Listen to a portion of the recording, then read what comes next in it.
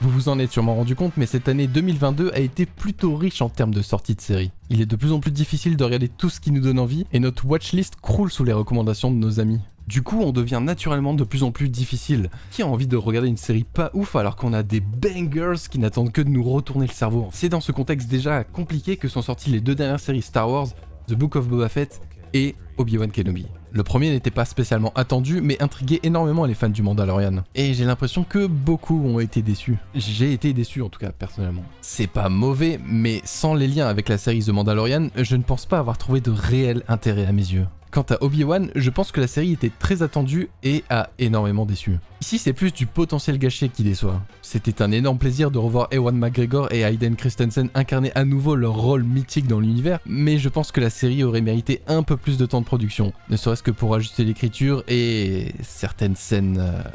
Enfin bon, voilà. Il existe d'ailleurs une version montée par des fans qui dure à peu près 2 heures, et qui gomme pas mal de défauts.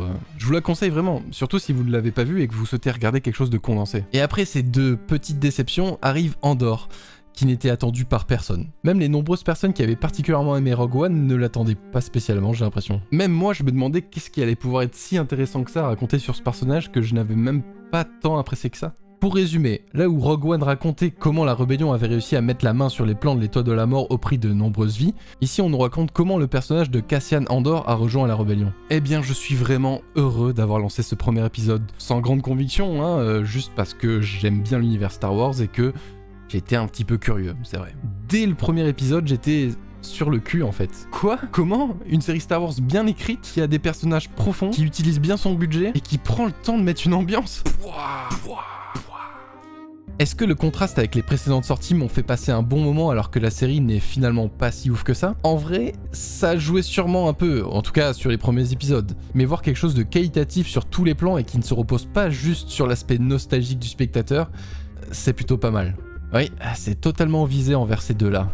J'ai attendu chaque semaine pour la sortie du nouvel épisode et à chaque fois, c'était de plus en plus bluffant. Ce n'était donc pas juste la surprise d'avoir enfin quelque chose de plus que correct. Et alors que le dernier épisode vient juste de sortir, je peux enfin dire que cette série est une excellente série, indépendamment du reste. C'est intelligent, prenant, surprenant, beau, crédible, excitant, lisible, logique, enfin bref, c'est ouf. Franchement, c'est ouf. C'est un petit peu ce que j'aurais aimé voir après la prélogie, en fait. C'est un mélange un peu de tout ce que Star Wars sait faire. Un bon mélange. La saison est décomposée en 3 arcs principaux. Et bien qu'elle prenne le temps de mettre une ambiance, et peut donc être qualifiée de lente, il se passe beaucoup de choses. Et pour autant, elle arrive à développer de nombreux personnages. Elle arrive même à nous faire nous attacher aux antagonistes. On y suit plusieurs groupes de personnages qui sont au début séparés, mais petit à petit, on voit comment tous ces personnages vont être liés pour au final le faire de manière très naturelle et organique, sans qu'on sente quelque chose de forcé. La qualité d'écriture est vraiment présente. Il y a quelques scènes d'action vraiment propres, lisibles, jouissives, justifiées, et impressionnante. C'est quand même mieux de mettre les enjeux et faire monter la tension avant la scène d'action plutôt que de balancer ça gratuitement, non?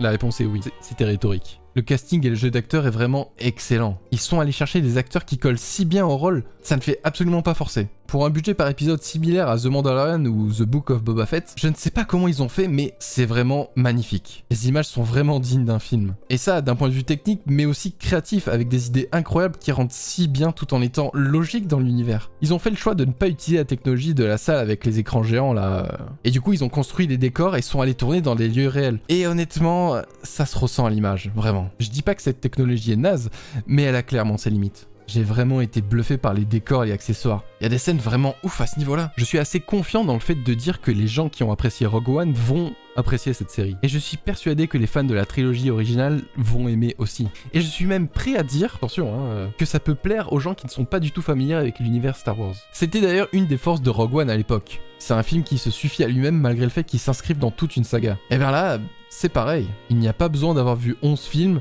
4 séries et lu 5 livres pour pouvoir se lancer dedans. La série se suffit à elle-même et ça fait vraiment du bien. Je pense d'ailleurs que c'est même une de ses plus grandes forces comparée aux autres productions récentes dans l'univers Star Wars. Elle n'a pas besoin de faire des liens complexes vers tous les autres films. Elle n'a pas besoin d'apporter des explications débiles au nom de chaque personnage. Ouais, c'est à toi que je parle là-bas au fond. Elle ne cherche pas à montrer ce que tous les fans veulent voir, Sachant que tout le monde veut voir un truc différent, c'est déjà très casse-gueule comme idée de base.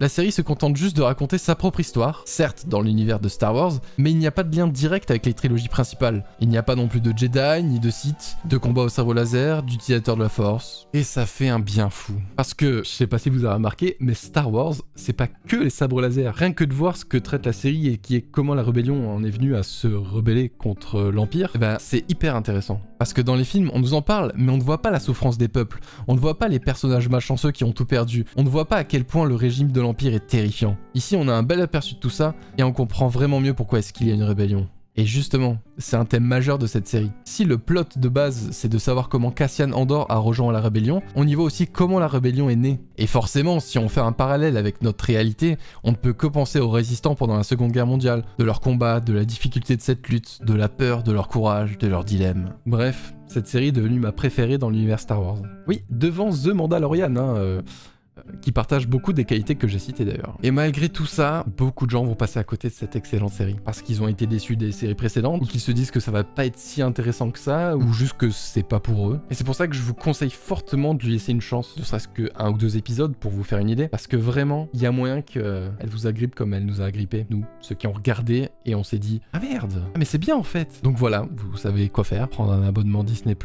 hyper cher, parce qu'en plus ils ont augmenté les tarifs, comme tout le monde. Inflation. Et puis regardez ça. Non, c'est pas si compliqué, faut juste avoir les moyens. Sinon, vous demandez un compte à quelqu'un qui l'a, ce que je fais. Ah, et aussi, ils ont déjà prévu une saison 2 qui fera le lien direct avec Rogue One. Et ça, c'est plutôt cool parce que ça veut dire en fait qu'ils ne vont pas étirer la série si elle marche jusqu'on ne sait où. Non, du coup, voilà, on sait que c'est une série et c'est où elle va. Je pense que c'est plutôt gage de qualité en général, ça. Après, à voir, mais si la saison 2 est d'aussi bonne qualité que la première, ça va être incroyable. Voilà.